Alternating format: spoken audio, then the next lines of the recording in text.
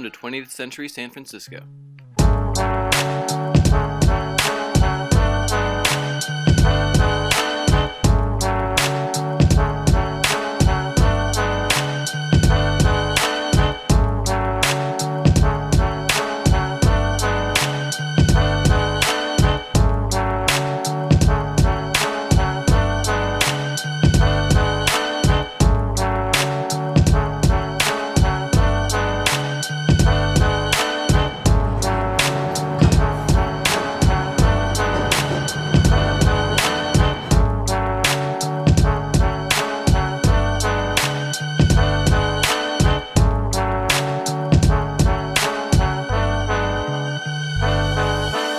My first visit to San Francisco, I just noticed the quality of the light in the Bay Area that was unique and seemed really attractive and soft and comforting. I'm Susan Mizner. I am one of Jonathan Palash-Mizner's many moms, and I have lived in the Castro for 19 years. 19 years ago, the Castro was still much more of the gay male mecca. It was one of the few places in the country where it was safe to be out and queer. It was also already an up-and-coming neighborhood in San Francisco. My name is Jonathan Palash-Mizner. I've lived in the Castro since I was born, 16 years. I was born into an LGBTQ family. I have two lesbian moms. They were some of the first big families to move into the Castro. So the Castro has been a really interesting place for me to grow up, and it's been a really great community. I am Baby Shakes Monroe, and I am hopefully the next Empress of San Francisco.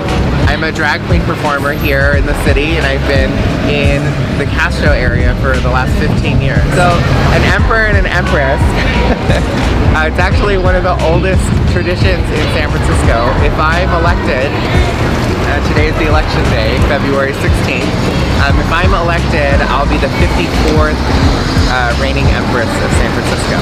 So for the last 54 plus years, there has been this public election that takes place for drag queens, basically, to be the head of a nonprofit organization. Back in 1936, a man named Hilario de Baca decided he wanted to open a business here in the Castro. He started assembling product by buying up what other businesses were getting rid of. Either they were going out of business themselves or they had too much of something. And so that's how this started to become this crazy variety store that had a little bit of everything. My name is Paul Ellis, and I have lived and worked here in the Castro for over 30 years. I've worked here at Cliff's Variety for coming on to 33 years. Seen quite a lot of changes here in this neighborhood over that course of time. HIV, or Human Immunodeficiency Virus, and AIDS, or Acquired Immune Deficiency Syndrome, is thought to have first arrived in San Francisco in 1976, though it wasn't acknowledged as a unique problem until 1981. HIV/AIDS is an autoimmune disease transmitted through blood and/or bodily fluids. Due to the prevalence of multi-partner, unprotected sex in the San Francisco gay community, HIV/AIDS spread like a wildfire. As of 2008, 18,838 people had died of AIDS in San Francisco. One of the other things about working at Cliff's that is very special is this really is a neighborhood, and you get to know your customers really well. You know, you help them fix their sink, you help them pick out fabric for curtains, you help them do all of these things, so you get to know them. And when the first wave of the AIDS crisis hit, we were seeing our regular customers disappear every week. The Bay Area Reporter, which was a newspaper that was largely based in the Castro and had a readership of LGBT folks, had published obituaries every week, and the the obituaries of just the gay men who were dying of AIDS were pages long every week. Every Thursday morning when that paper would come out, we'd gather at the lunch table in the lunchroom and look at the obits, and there'd be 5, 10, a dozen more people that we knew who were customers of ours who were just gone. And I can remember I'll never forget it. This had been going on for a long time, and I thought I was handling it. I thought I was dealing with it really well. And one day, it was Thursday morning, and I took a look at that, and I just lost it. I started weeping, and it hit me in waves all day long. And I realized that I wasn't just grieving about the people who I'd seen in the paper that day. I was grieving about all of those other people. And I'd never really addressed the fact that it made me sad that all of them were gone. And I remember one of the first years that I was here was the first time that the Bay Area Reporter had no obituaries for gay men. It was this marker of how far we had come in treatment for HIV and AIDS. So when the drug cocktail happened, it was a miracle. It was an absolute miracle. It wasn't an instant death sentence. These people were going to be able to live real lives again. Now, well, my landlord is somebody who's been HIV since I first met him. And he's still going strong. He's 78 years old. He's going to have a full life. But he's talked to me about how he thought he was going to pass away before his partner did. He thought he was going to be gone 20 years ago, more. So it was, and it is, a miracle. Was it one of the hardest things that I've ever had to do to live through that process?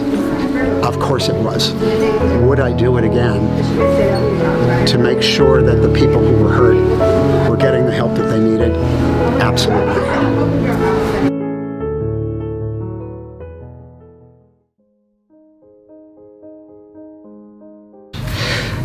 Gay marriage wasn't always a priority for the queer community, but it became pretty clear from some of the movement leaders that this was one of the most important ways of getting more widespread social acceptance. And so gay marriage became one of the key efforts for queer activists. And Gavin Newsom's declaration that same-sex couples could marry in San Francisco and that this was constitutional as he understood the Constitution and had been sworn to protect the Constitution as he understood it was huge. It made people cry. It makes me cry just thinking about it. And it's now just part of what is a choice for everyone. It's fabulous. My parents, when they were first married, were actually domestic partners. They weren't legally married, and they got a divorce, but then my mother was able to remarry as an actual marriage legally after the Supreme Court decision, which was wonderful. I can't describe what that meant to my family and the entire community. After Prop 8 was defeated, I had been off that day, and I could just feel this jubilant energy in the neighborhood. So I came down the hill from my apartment to see what was going on. And there was a huge crowd here in the Castro. And I talked to a lot of people, and at one point I'm talking to these two young skater boys from Sacramento who had come into the city just to celebrate this. And we ended up having a long conversation. And I said, you guys need to understand something. When I came out and I got politically active back in the 1970s, we were worried about not getting arrested, not losing our jobs, not losing our homes. That's all that we were worried about. Things like spousal rights, marriage, adoption, all of that stuff, that wasn't even on the dream table. So that we have gotten to this place where you can be legally married,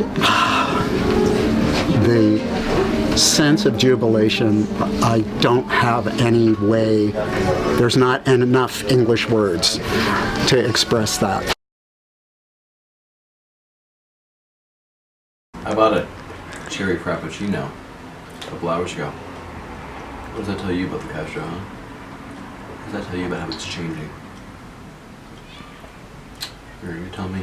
I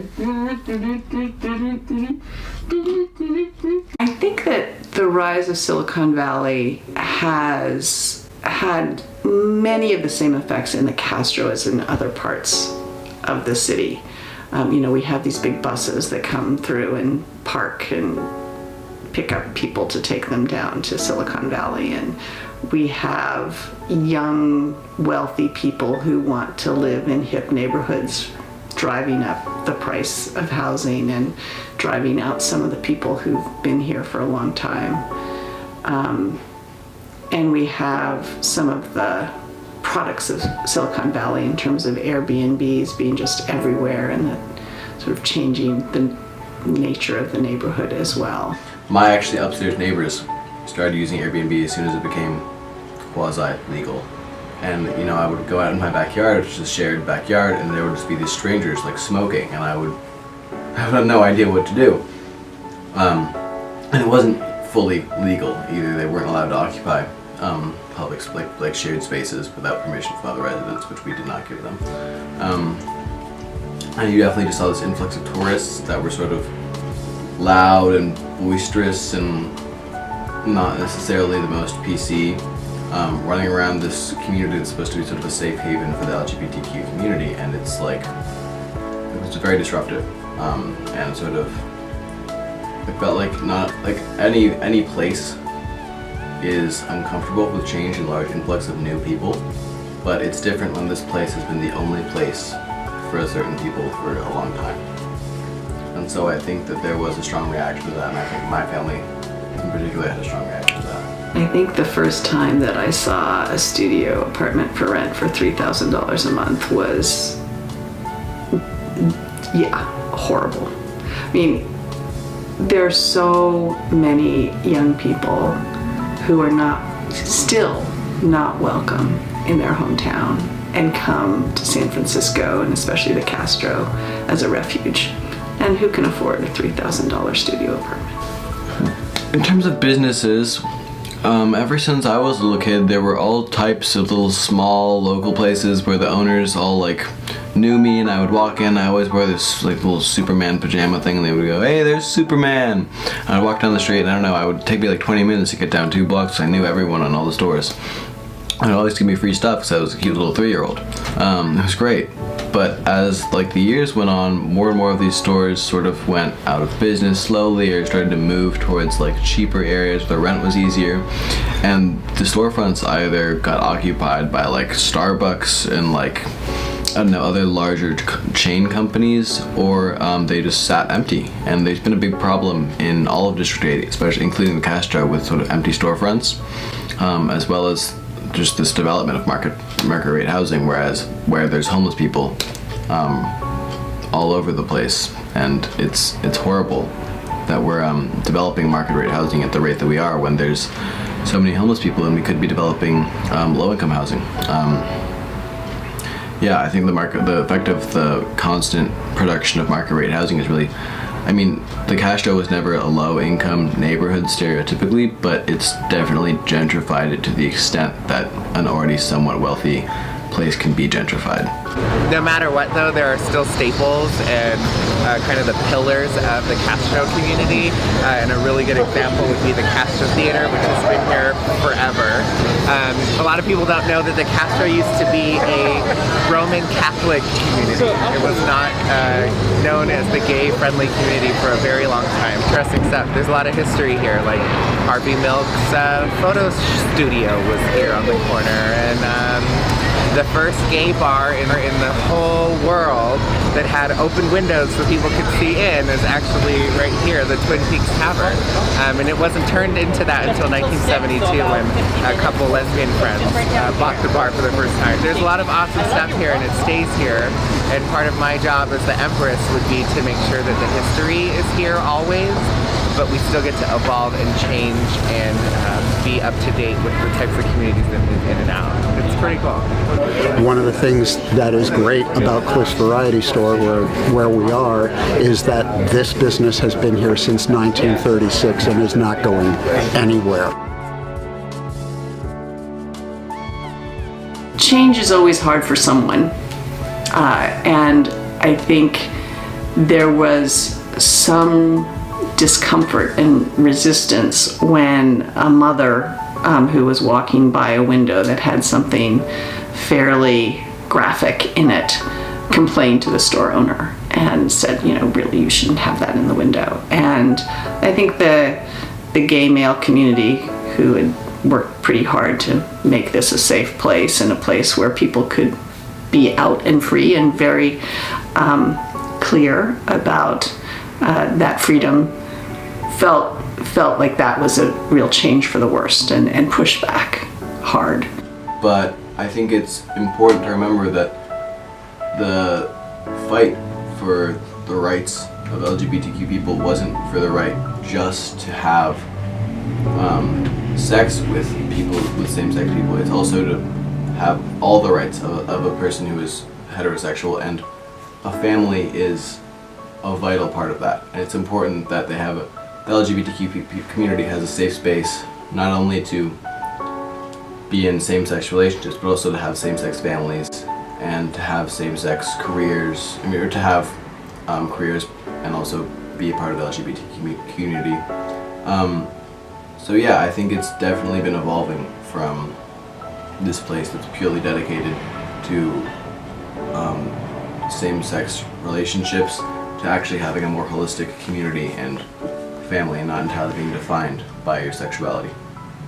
Yeah.